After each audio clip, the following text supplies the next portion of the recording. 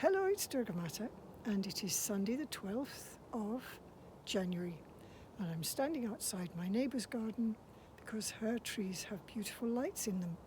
She put them up for Christmas, and I've been wanting to do a video here ever since she put them up, but I tend to come in and go out in a rush, and it's now the 12th of January, so she's going to be taking them down soon.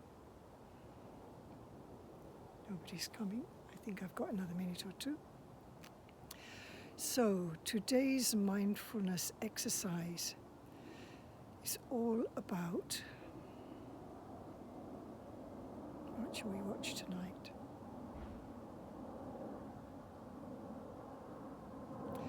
I'm going to do it later because I'm in a rush to get somewhere now and I don't want to rush it.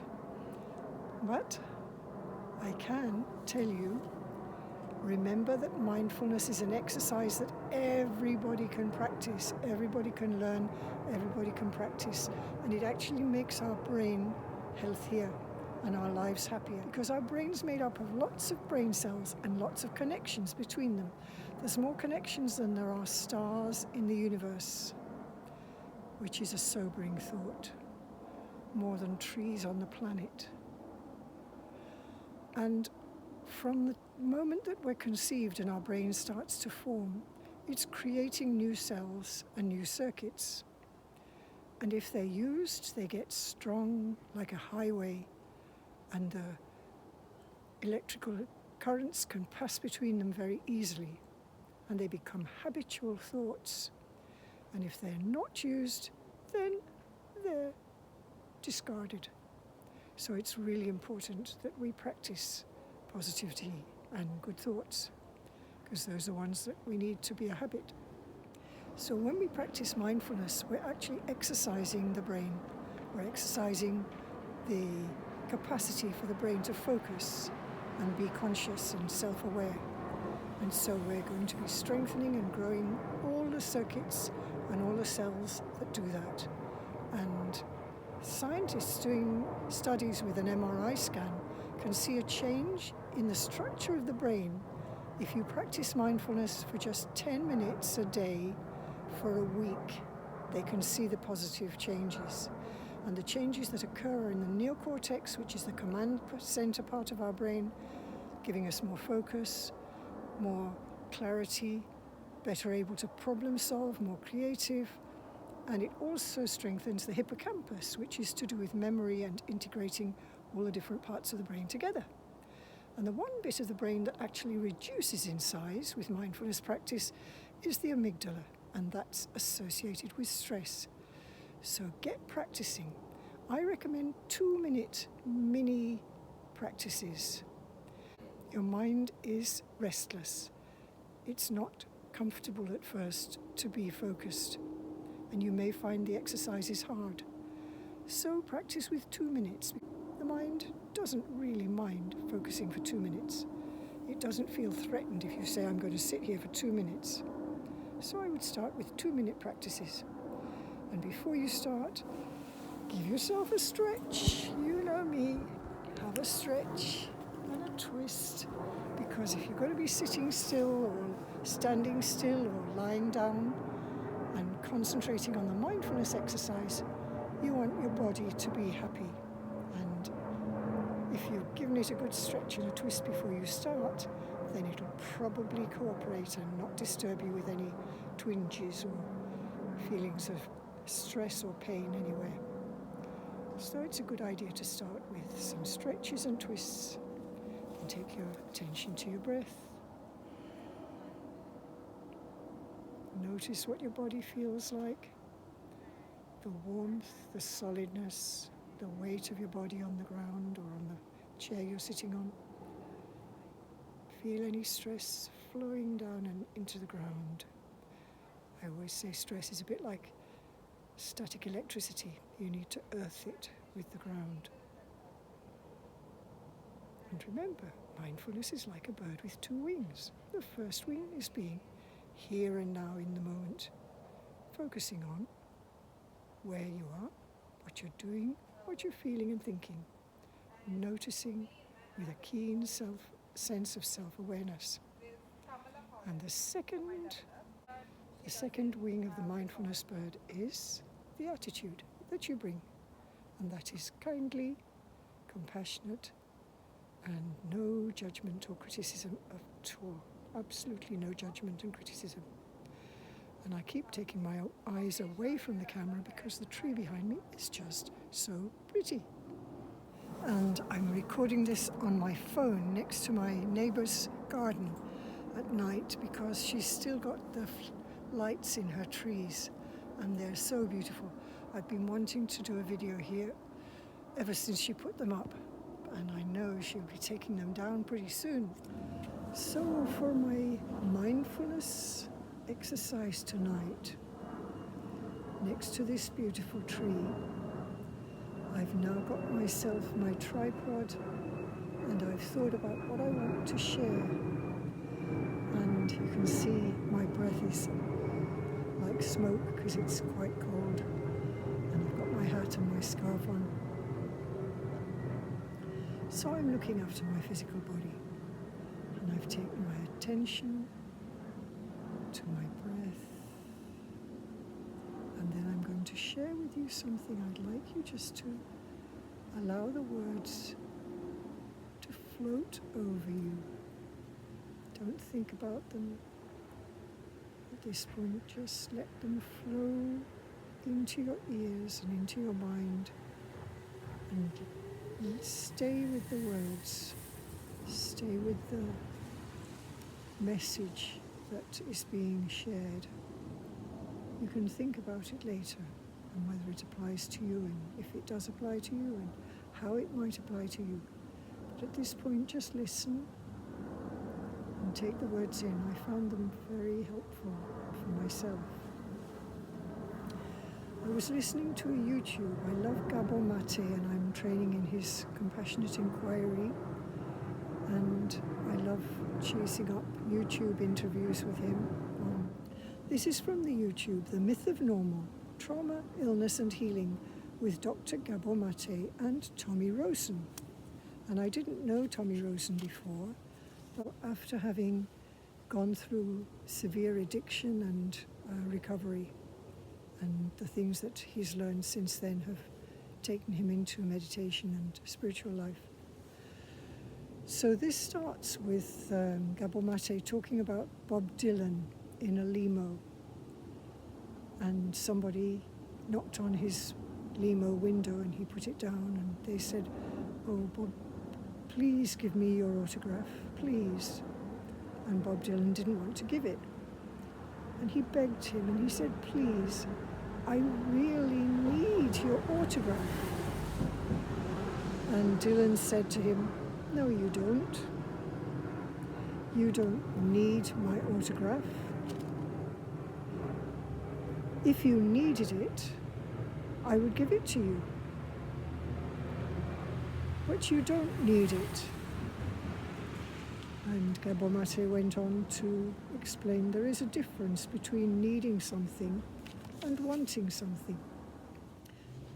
This society thrives on blurring the distinction between what we want and what we need. It creates all these pseudo-needs that are nothing but wants. They're only needs in the sense of trying to fill some emptiness inside ourselves. But then you and I both know that the drive to fill the emptiness from the outside just leaves us even more empty in the end. But again, that distinction between want and need is crucial. It's a crucial one, and it drives a lot of people's lives, not knowing the difference. I'll just read that little bit again.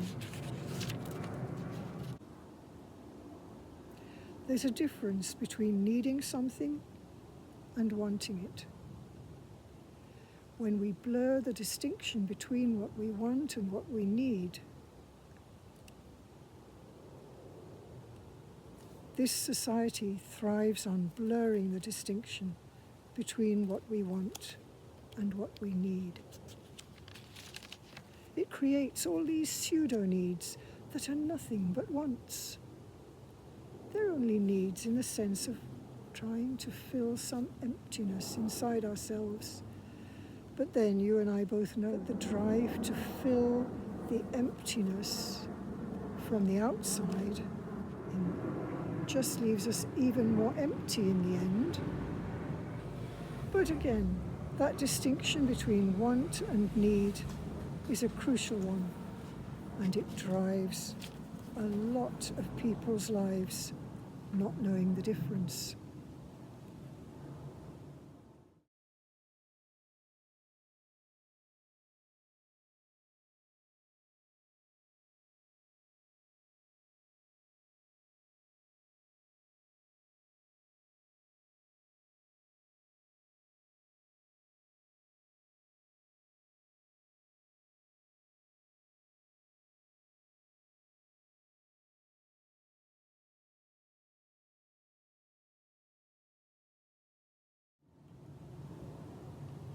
And then Tommy said the following, which I've remembered very strongly, and it's what led me to share it with you.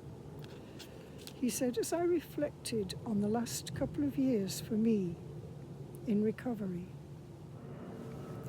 I want to focus on the concept of life beyond addiction. A big part of life beyond addiction is being able to sit in the discomfort of existence at times, to review, where is this coming from? And the latest thing I'm working on, especially in my meditation practice, when I'm frustrated, distracted, lonely, or whatever the thing is that's arising for me emotionally. In the unpleasant meditation moments, I'm asking myself, who's here? It's just you, Tommy, and your breath, and your spirit. So sit here until you can find some peace. Just sit here until you can find some peace. And the reasons for which you would conclude that this is not a peaceful moment.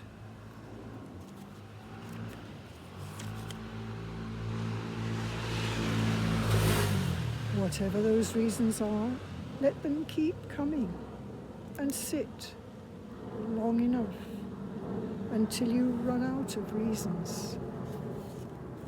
And just be here and find the peace in the wonder of existence itself. And some days this experiment goes better than others. And you discover that the moment is uncomfortable when it's just the mind. It's just the mind, really. It always comes back to the mind, to the thoughts. And then Gabor Maté said, what always comes to mind about the mind is a song by Johnny Cash. It's called In Your Mind, and the refrain goes, one foot on Jacob's ladder and the other in the fire. It all goes down in your mind. So whether you're in heaven or in hell, Jacob's ladder is in the Bible the ladder that reaches up to heaven, and the fire is the pit of hell. So whether you're in heaven or hell, it all goes on in the mind. Mindfulness trains your mind and your thoughts.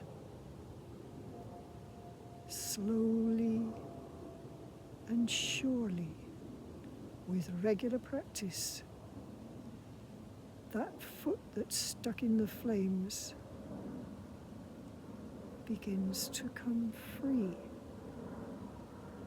and you begin to climb emotionally up Jacob's ladder and closer to heaven itself.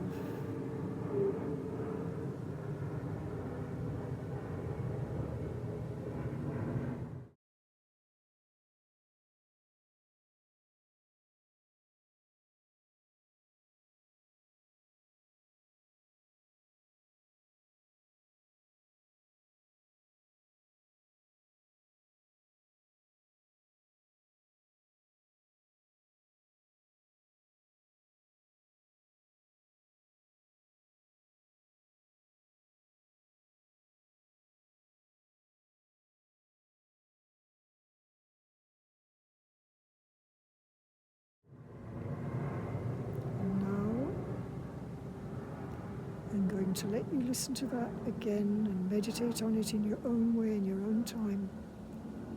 But it's pretty cold out here, so I'm going to end my mindfulness exercise, take my attention to my breath.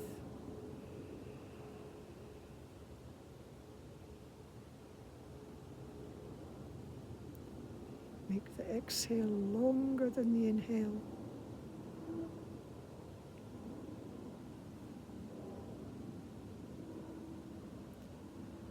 Notice the physical sensations in my body.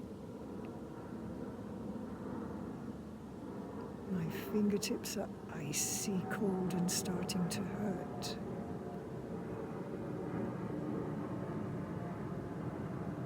My head's okay. Chest is okay. Lower back a little bit tense, a little bit painful, but nothing bad. Tummy, bottom. Could do with going to the bathroom fairly soon. Tummy is a little bit grumbling because I've been doing a fast day, just having fruit today. But it's a comfortable grumble, it's not a painful one. Trying to lose some of the weight I put on over Christmas. The top of my thighs is quite taut. Not painful, but it's taking the weight, you can feel it. Knees and calves are a little bit taut.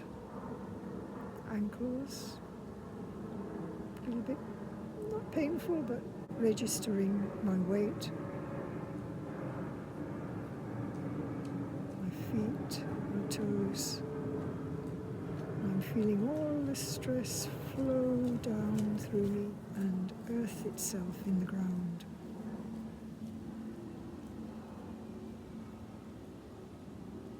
Stress, you can think of it like static electricity. Just let it flow down and earth itself in the ground. And now I'll finish by rubbing my hands together. I'm not creating very much heat in the moment because my hands are very cold. Hold the sides of my face is warm.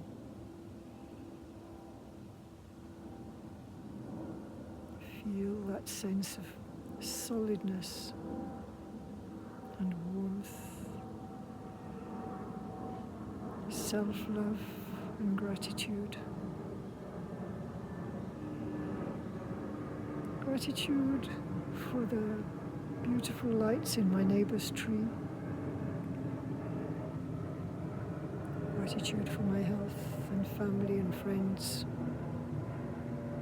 Gratitude for this amazing universe and the wonder of life itself, existence itself. Gratitude and love flowing out of my heart to all you who may be watching. A special love to Hassan and his family. We have not forgotten you, and we never will. This genocide will end. Just stay in the moment. Do what you can to help each other. One foot in in front of the other, one day at a time. And I'm hoping and praying that we will see you this year. I'm keeping that strong, and I'm going to create a vision board with it.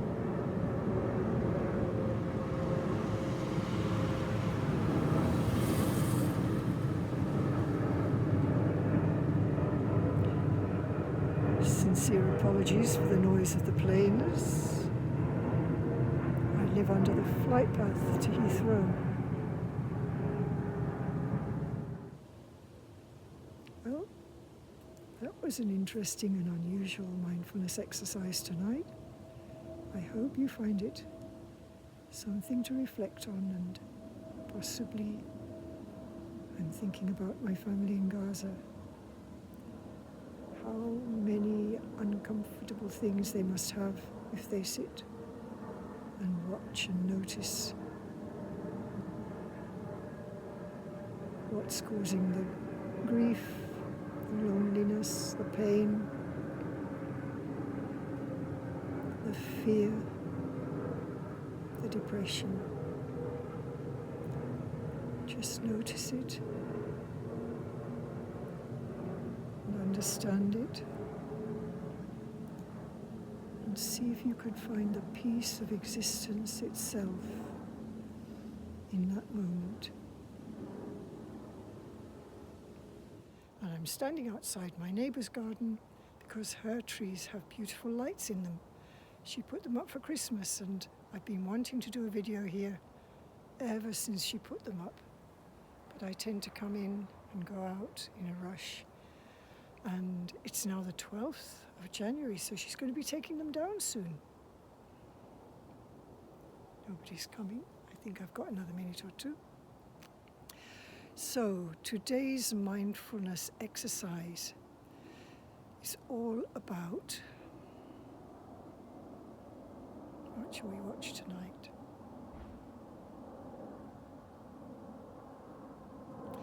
I'm going to do it later because I'm in a rush to get somewhere now and I don't want to rush it. But I can tell you, remember that mindfulness is an exercise that everybody can practice, everybody can learn, everybody can practice, and it actually makes our brain healthier and our lives happier. When it comes to the end of the exercise, rub your hands together. When it comes to the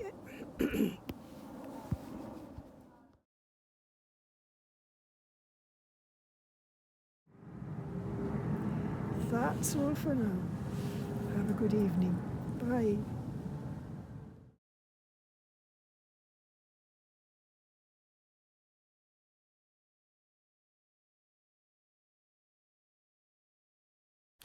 Help Hassan and his mother in Gaza.